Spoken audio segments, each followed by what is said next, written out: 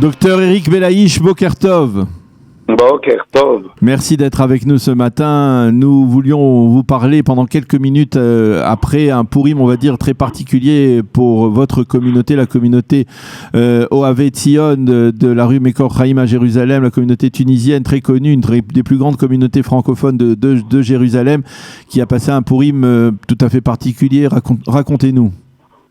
Eh bien, écoutez, nous étions tous en isolement suite à un cas dont le ministère de la Santé nous a fait part pendant Shabbat Zachor, qu'une personne serait atteinte par le coronavirus et qu'elle est hospitalisée.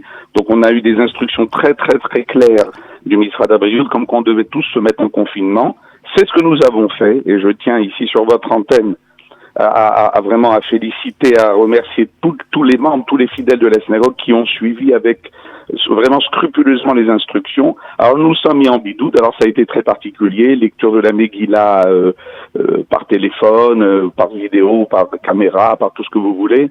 La synagogue était fermée, votre grande et belle synagogue. Ah non, pas du tout. Ah non, la synagogue, tout le monde n'était pas en bidoute, les personnes n'étant pas là Shabbat, ont assuré le minyan. Il y a eu une lecture Pourim s'est passé tout à fait normalement dans l'enceinte de la synagogue. C'est les fidèles, au nombre de 120 à peu près, qui eux ont dû faire des Pourim confinés, quoi. Et donc vous avez utilisé, on va dire, les technologies modernes pour permettre à ces fidèles de lire la Megillah, d'écouter la Megillah. Voilà, des relais de téléphone, etc. C'est bien, on s'est perfectionné en technologie en plus. C'est très bien. Et tout le monde a pu réaliser la mitzvah. Bon, évidemment, c'est très très exceptionnel. On peut normalement pas s'acquitter d'une lecture de la Megillah par téléphone. Mais là, bon, les rabbanim, les poskim ont dit que vu la situation, c'était possible. Alors, qu'est-ce que ça vous inspire tout cela, on va dire, en prenant un peu de recul après ce Pourim tout à fait particulier? Quelle réflexion, on va dire un petit peu plus spirituelle, ça vous inspire face à ce fléau qui ne semble pas vouloir être jugulé? Bon, regardez, j'ai plusieurs choses à dire. La première chose à dire, d'abord, je voudrais sur votre antenne dire que je n'ai que de bonnes nouvelles. D'abord, à l'heure où nous parlons, aucun des membres de notre communauté ne présente le moindre signe. Ça, c'est la première chose.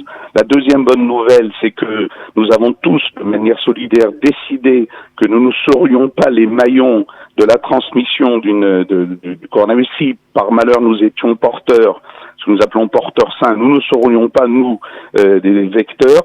Et à ce propos, je voudrais dire que je trouve scandaleux que des gens porteurs, des gens qui sont de retour de France, par exemple, et qui ne suivent pas les instructions du ministère de la Santé. Il y en a, malheureusement, il y a des gens qui reviennent de France et qui se promènent et qui ne suivent pas les directives. C'est tout à fait criminel et scandaleux. Je vais vous dire, 94% des gens qui sont atteints du virus ne le savent pas, ce qu'on appelle des porteurs sains. L'immense majorité des gens ne présenteront pas de symptômes. Le problème se pose pour ceux qui sont porteurs, qui ne présentent pas de symptômes et qui vont infecter d'autres personnes qui sont peut-être plus fragiles, qui eux vont en souffrir, ou peut-être, à Dieu ne plaise, peut-être plus grave. Alors ça, c'est scandaleux. Il faut scrupuleusement respecter les instructions du ministère de la Santé, ce qui fait qu'Israël aujourd'hui a 0 mort. Alors c'est vrai que ce sont des instructions un petit peu sévères, un petit peu dures, mais regardez l'Italie qui a pris des dispositions tardives, pas plus tard qu'hier, il y a eu plus d'une centaine de morts. La France est numéro 5 au niveau, alors que l'État français fait tout ce qu'il faut. On évolue progressivement vers un stade 3, etc. Ce sont des dispositions qui doivent être prises à l'avance. C'est ce qu'Israël fait. Alors le ministère de la Santé israélien est critiqué pour sa sévérité, mais le résultat est là.